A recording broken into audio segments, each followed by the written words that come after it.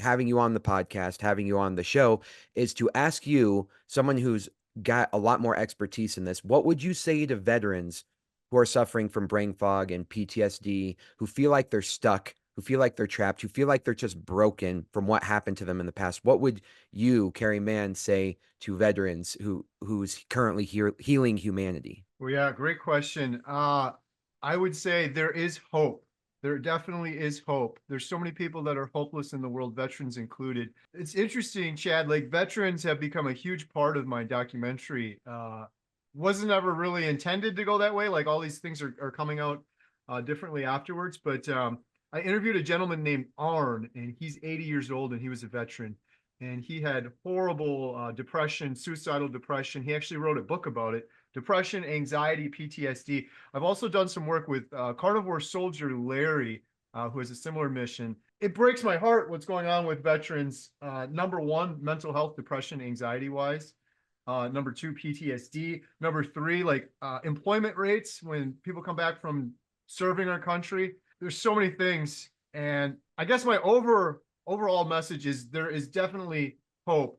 And one of the things that I found learning from Arn and Carnivore Soldier Larry is that I think it's similar to me. Like we don't want to ask for help. And I think that's more so probably for soldiers. It's like, no, I can tough this out. I can be tough. I can do this. But this is something that you're not even asking for help for. I get this all the time, Chad, where people are like, I wish I could do that, but my doctor's not on board. And I'm like, you don't need your doctor for this. You don't need your doctor to change the way you're eating. You're choosing what you're putting in your mouth and what you're eating.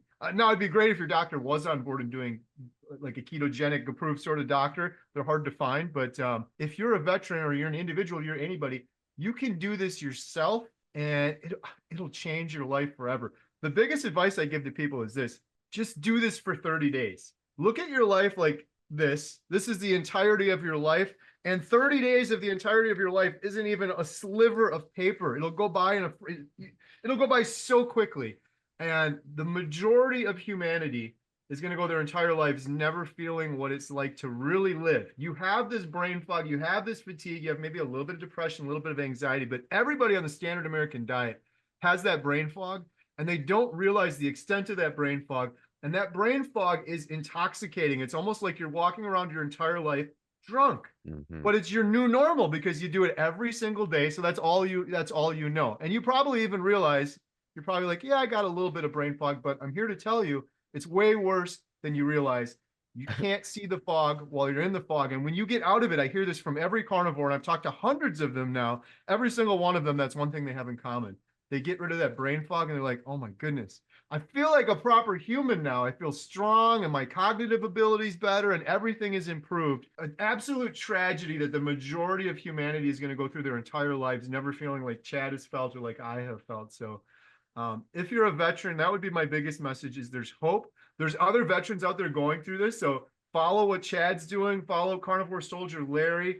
My buddy Arn, I've done a couple videos with him. And Arn was just here sitting next to me. So I did a video with him. He wrote a book. It's heartbreaking and encouraging at the same time. But he said, Kerry, for the first time, I'm not having any moments of depression, any dark moments. He said, like, for the first time in his life after doing carnivore diet. And he said to me, he's like, I want to ask you something. I really think that veterans and service men and women, we should have a section in the documentary about that. And after I was talking to him more, I'm like, we're going to do it. We're doing this main documentary, and then we're also doing a series. And so I'm dedicating an entire episode in the series to veterans, service men and women, and mental health, depression, anxiety, and showing examples like this is a vet that had PTSD or depression. This is what they did, and here's the result. We're just putting the results out there. So I'm hoping to inspire more people like that. I guess one last thing I'll say real quick. I have nothing but love and respect for veterans. I wanted to join the service, and when I was in high school, and I wanted to join the Air Force. I actually went into like a recruiting office, and I was too fat at the time. It was like I was over, like there's actual like weight requirements and things like that. I'm like, I'd have to lose so much weight. Long story short, I never did, but my dad was in the Navy. My sister was in the Army. We run our small town movie theater. I'm actually, you can see the poster there. I'm in the basement of the movie theater. My wife and I purchased the movie theater like 2 years ago. And a couple of months ago, we announced that veterans are free forever at Montello Theater. My wife and I personally out of our own funds, we donated $500, and then the community like started going nuts. So now other people have donated. But long story short, veterans will never pay for a movie ticket here at our theater.